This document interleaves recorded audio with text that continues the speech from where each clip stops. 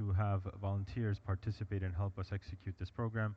Inshallah, we'll be beginning officially after the lecture. You may join the other brothers and sisters in the basement if you wish to go ahead down there right now. That's fine. Alhamdulillah wahda wa salatu wa salamu ala man la nabiyya ba'da.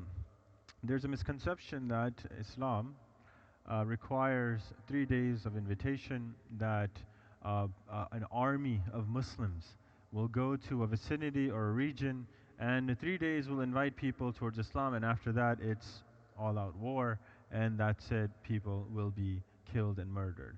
And unfortunately, these misconceptions cannot be further, so far from the truth that there's no reality behind them. And people, when our own children and our own homes lack the knowledge of conveying what the Muslim, so-called Muslim army did, and what were the methods in which they engaged in combat, then our children are completely lost. And will take anything and cherry pick from websites, and internet becomes the main source of knowledge. As we say, Sheikh Google, he is the Mufti of our time, the Grand Mufti, the jurist, the Qadi, the Maulana, the Sheikh. He's everything. And all the information is being transferred from there into the minds and implanted into our youth and entire generation. And what's interesting is that what we need to learn is that understand that there's a whole pool of information that's on the internet. We're talking trillions, gazillions of opinions and point of views and websites. There's so much. What is it? What is it that makes a person reach a particular website on a Google search instead of another? And that's something for us to think about. Because what you see on a website, when you search something, a recipe, and an issue on a religious matter, whatever you search, you get a whole list. Well, who's determining? And here's the kick. Here's the kicker. Who is determining what comes first? What comes second? There's thousands, hundreds of thousands of websites. Who's determining what comes first? And how is it determined? Who's controlling that? That's something that we need to think about and educate our children on how they're achieving this information. There's so many websites made by non-Muslims that'll appear first on your search for an Islamic query, on an issue on fiqh matter, made by non-Muslims, that will come first before it even comes to a Muslim, reliable, trusted Muslim website. We spoke last time about Abdurrahman bin Auf radiallahu anh, sent by Rasulullah sallallahu alaihi wasallam to this area called Dumat al-Jandal. It's an area between Medina and, anyone remembers? What's the area we called? And it's right in the middle. Where was Abdurrahman radiallahu anhu heading east from Medina? Where was he supposed to go? This Dumat al-Jandal tribe, where is it situated? What direction is this in? When we go east, what's there? What's out there? When we go from Medina, we head east. Anyone? Yes.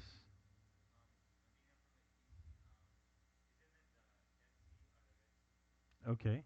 So when we head east, it's going to be? Okay. All right, good, good. So the Red Sea in Egypt is on the west. So when we go to the east, we're talking about the regions of Sham, right? Regions of Syria, right? This was larger, greater Syria. Then you talk about Iraq, right? And Iran. So these areas, right in between, where currently present, you start the region of Iraq. Right between that and Medina, there's an area called Dumat al-Jandal. A few hundred miles. Abdurrahman radiallahu anhu was sent there. He invited the people for 3 days. That's what the hadith says. And on the third day, the Asbagh, who was the Christian leader of that community, accepts Islam. 3 days, accepts Islam. Someone who has this idea in the back of their mind that, oh, 3 days is what was allotted and that's why they accepted Islam, they were forced to, then this will settle in. But that's not covering other expeditions. And when we look at that, we find the reality of what these expeditions were about. So let's continue. And today we'll talk about Amr bin al-As radiallahu an, and he goes to a tribe, an Arabian tribe called Bali. These people were a tribe located near Yemen. So he's heading south. Abdurrahman bin Auf was sent towards the east, and Amr bin al-As radiallahu anhu is sent towards the south to a tribe called Bali. يَسْتَنْفِرُهُمْ إِلَى الْإِسْلَامِ. And again, these words are very important because they're used in hadith, and the author makes the title of these chapters to show the intent behind these expeditions. يَسْتَنْفِرُ, to gain their favor. This is marketing, this is media, this is not war, but rather invitation through character, through akhlaq, through engaging. He sends them to gain favor, to have them incline towards Islam. That's the purpose of the expedition. So the author, the person himself, Amr al-As radiallahu anhu, in story in this incident, in this hadith says that Rasulullah sallallahu alaihi wasallam ba'athani, he sent me to this area, yastanfiru al-Arab ila al-Islam, to have the Arab themselves incline towards Islam. وذلك أن العاص بن وائل كانت من بني بلي. And why does Rasulullah sallallahu alaihi wasallam select Amr ibn al-As radiallahu anhu to go to this area? Amr ibn al-As radiallahu anhu's grandmother was from this region. To have someone who's the grandson, has accepted Islam, is a Muslim, to be sent to a community who has a connection with that community, that his grandmother was from that tribe, there's wisdom there. Someone who can connect. Someone who, before taking a sword out, would think twice because it's his family. The number one thing that a person would want is a person to come into Islam, to be successful forever and ever. Rather than this idea that the whole approach is fight, fight, fight, and Islam is spread by the sword. And unfortunately, when these realities are not there, we don't understand at all. We can't even put in the proper context of the approach. Rasulullah sallallahu alaihi wasallam sends him, and what he finds in this situation is that he finds that he reaches an area where this tribe is, Judam. And this area is right before reaching this tribe, where this tribe is located. He senses fear. He senses that something is not right. And those who went on multiple expeditions were aware of subtleties of regions and areas and identifying if something's happening or people are waiting in ambush. He felt a certain fear. So he stopped. He sends a letter to Rasulullah sallallahu alaihi wasallam, and he says that I'm afraid of moving forward in this expedition because I sense that the outcome will not be good. It looks like we might be ambushed. Rasulullah sallallahu alaihi wasallam sends reinforcements to him. وَفَبَعَثَ إِلَيْهِمْ أَبَا عُبَيْدَةَ bin Jarrah. Rasulullah sallallahu alaihi wasallam sends him a master, an experienced individual in combat, in these expeditions, person who has wisdom in negotiating, in understanding these situations. He sends him this, and along with him, fil muhajirin al-awwalin, the first people who migrated from Mecca to Medina, the first group of Muslims that sacrificed everything, left their homes. Rasulullah sends him Abdurrahman ibn al-Jarrah radiallahu anh, who is one of the people who was guaranteed paradise, one of the 10 among many, guaranteed paradise, and the first group of Sahaba that accepted Islam in Mecca with him, to be with him in this expedition. What does that highlight? And the author stops here because there's a point he's trying to convey. He doesn't even go beyond that and says the hadith will complete in another chapter because there's another point I'm going to extract and tell you the entire incident. Here is an expedition. Sometimes people have the idea that suicide bombing is permissible. Taking your own life is permissible. This cannot be any further than the actual truth that suicide bombing in war or whatever condition is haram, completely impermissible in Islam. Completely impermissible. And the idea that, well, here are these companions and they suspect, there's 100 of them, and they suspect there's going to be ambush. Well, since Islam is guaranteeing me to be a martyr, let me go ahead. Let me go ahead and get myself killed. Because guess what? I'm at least going to get Jannah. If that was the approach, if that was the idea that Rasulullah SAW had instilled in the Sahaba, the question would be here, what are you afraid of? Are you chicken? Are you afraid of going further? No. Because taking your own life, putting yourself in a difficult situation, and taking your own life is not part of Islam. Here's a prime example of a companion sensing that I'm going to lose myself and my companions, and their life is valuable. I sense fear. So how should I approach? With caution, to value life. Not forget about me and my people, we're going to meet martyrdom and we're going to meet Allah anyway, let's go. That's not the approach. That's not the approach. To live and practice Islam, that's the value. That's valuable. To preach it through character, that's valuable. Rather than just put yourself in a situation where life are taken. That brings me to another point about suicide bombing. Again, whether in terms of religious ruling, completely haram, impermissible. What do we say about a person that engages in suicide bombing? Whether that person is Muslim, non-Muslim, whatever, we need to keep in mind that it doesn't take a normal person to strap themselves and blow themselves up. You have to have mental problems. You have to have mental problems. Whether you associate it with religion or not, doesn't matter. You have psychological problem. To be able to put on these bombs and explode, there's a problem. Psychological problem. Forget about religion. When a person does that, do we just say he has psychological problems? That's one possibility. The other is pressure. If a man has a child, his own children taken away from him, and left a note, if you don't do this by tomorrow noon, you don't take your life, your children are dead, that person is going to explode himself and he'll be left to the world as a person who took innocent lives, and all he was trying to do was save his children. Are we to judge? Are we to figure that out? We're not here to judge. We know the action itself is impermissible, but to make a judgment call about a person, that is not us. All we can say is that the action itself is wrong. What his judgment is in the akhirah is with Allah. What his judgment is, why he did it, we don't know. Well, we need to get to the bottom of realities of what is happening to people, and that has to be understood intellectually.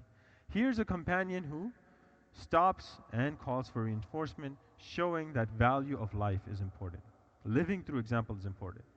This final narration that I'll end with is, here's a companion who sent Khalid bin Walid radiallahu anhu, and we know how many expeditions he was sent in, and how through character, through charisma, he was able to show people what Islam is. Rather than saying that he went on fighting after fighting and conquering lands, the conquering was of the hearts, not of lands and through killing and murder. Here's a prime example of what happened with Khalid bin Walid. He's sent to an area, and he says, فَأَقَمْنَا سِتَّ أَشْهُرٍ. We stayed there for 6 months. We stayed there for 6 months, not 3 days, not 10 days, not 1 month. We stayed in the vicinity of the area Rasulullah ﷺ sent us to for 6 months. What does Rasulullah ﷺ do after this? يَدْعُوهُمْ إِلَى الْإِسْلَامِ. They were sent, Rasulullah ﷺ had sent them to invite them towards Islam. فَلَمْ يُجِيبُهُ. They did not respond, they did not accept for 6 months. You can think what's happening. What is happening? You need to eat. You need to eat. You need to live. You have to go into the town, the area which you're at, the community which you're around. You have to interact with them. You have to trade. You have some goods. 6 months. There's no way you're able to carry 6 months of supplies and stay outside of this region with the goods that you brought in. Impossible. You have to engage. So they were eating with them. And again, we've talked about incidents before where one companion is sent and he has meals with them and talks to them and is with them in the day. He even has sleeping in someone's home in the night. He stays with someone for a few days as a guest. So these 6 months, they're interacting.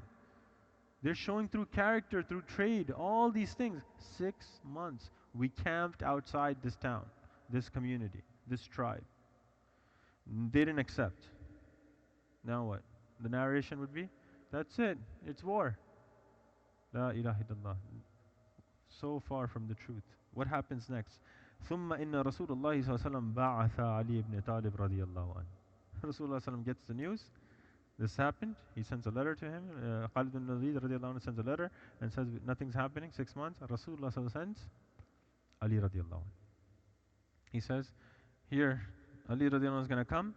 He brings more men with him. And the narrator, the person who is narrating this hadith, he says, I was with Khalid bin Walid radiallahu anh for 6 months. When Ali radiallahu anh came, I decided to stay with him. That's the narrator. He's continuing. I decided to stay. Many of us left. And this was, again, a policy that after 6 months you cannot stay, you have to come back. And that's beautiful. All these people, all these American soldiers that are coming back from war, traumatized. And you've seen some of these videos where these war veterans are coming, and there's one video where a man is so psychotic because of what he had to deal with in these situations in war, that he ends up shooting a police officer who pulls him over because he was driving. This person was driving, speeding, pulls him over. He comes and shoots a police officer with his shotgun in his left eye. The police officer got shot, point blank range, in his eye, right here, completely, and it's all on a video. Why? All these individuals that go to war or to experience these situations go through so much trauma psychologically. To humanize them, Rasulullah ﷺ already set a policy in place. And this was even done in the time of Umar radiallahu anh, 4 months. Can't do more than 4 months. After 4 months, you got to come back. To humanize you, to understand life and value, rather than, that's it, we're out and we're fighting. Not at all. To bring back human emotions. 4 months, you got to come back. Companions at that time are sent back with Khalid bin radiallahu anh. Ali radiallahu anh comes in and brings new people. This companion decides to stay.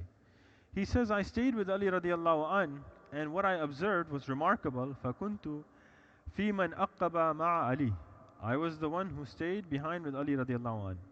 Remember, 6 months had passed. Now Ali radiallahu anh was there for a few days. فَلَمَّا دَنَوْنَا. He then comes closer to all the companions that are there, all the people that are there, and he tells them that let's start performing salah. And this was a normal routine. He says one day he comes and tells everyone to start performing salah. What he observes is the town people are coming for whatever reason. Whether they're coming to give them food, whether they're coming to interact with them or talk to them or greet Ali radiallahu anh, it's not expressed, it's left ambiguous. But a group of people from the community are coming to observe them. Ali radiallahu anh gets up and says this is a good time to perform the salah. فَصَلَّ بِنَا Ali. So we prayed behind Ali radiallahu anh. ثُمَّ صَفَّنَا صَفًّا. And then he formed us in rows. He literally had us stand up and form the rows to show the discipline, to show the structure, and we performed the salah. After that, وَقَرَأَ عَلَيْهِمْ كِتَابَ رَسُولِ اللَّهِ صَلَّى اللَّهُ عَلَيْهِ وسلم. Ali radiallahu anhu reads the letter of Rasulullah sallallahu alaihi wasallam out loud to the companions, as well as the people who are coming from the town, reads the letter and what that letter says. And we're going to talk about that letter and its content, to not go over our time today, on what that letter had in its content. That's a different chapter and different discussion. What the result is, فَأَسْلَمَتْ Hamdan Jami'an. The tribe's name is Hamdan. And when they heard this letter of Rasulullah sallallahu alaihi wasallam, the entire tribe accepted Islam. The entire tribe accepted Islam because of one letter read by Ali radiallahu anhu of Rasulullah sallallahu alaihi wasallam. Rasulullah sallallahu alaihi wasallam then has a letter sent from Ali radiallahu anhu. فَكَتَبَ عَلِي إِلَى رَسُولِ sallallahu alaihi wasallam. Ali radiallahu anhu wrote a letter to Rasulullah sallallahu alaihi wasallam بِإِسْلَامِهِمْ, about the Islam of Hamdan, this tribe. فَلَمَّا قَرَأَ رَسُولُ اللَّهِ صلى الله عليه وسلم الكتاب, when he read the letter of Ali radiallahu anhu stating that this tribe has accepted Islam, خَرَّ سَاجِدًا. Rasulullah sallallahu alaihi wasallam fell in prostration. He immediately fell in sujood to praise Allah. And this is a practice that we should do. If good news comes to us, you got a job, got accepted to a school, instead of yay, right? Instead of oh my goodness, or screaming, or jumping up and down, what we see, we mimic what we see. Jumping up and down, or running across and hugging people. The first thing we should be doing is hugging Allah. The first thing we should be doing is hugging Allah. Fall in prostration, because the prostration, we're the closest to Allah subhanahu wa ta'ala. Immediately fall. Don't care about who's around you. Fall in sajda. Now you're going to ask me, do I have to be in wudu? Do I have to be in wudu? No. Just fall in sajda. Just fall in prostration. Praising Allah subhanahu wa ta'ala. ثُمَّ رَفَعَ رَأْسَهُ Rasulullah then raises his hand sallallahu alaihi wasallam, and he says, Assalamu ala Hamdan, Assalamu ala Hamdan, peace be on Hamdan, the tribe of Hamdan, peace be upon the tribe of Hamdan. Through these narrations we are seeing how in actuality Islam spread. And these are the lessons and narrations that we have to make sure we educate ourselves and our children. And we have to convey these messages again and again, because the media and whatever it is, this system that's promoting a certain narrative, that's happening day in and day out. And if we are not vocal about it and combating it, then we will lose the battle with our next generation. We will lose the battle. We will lose them.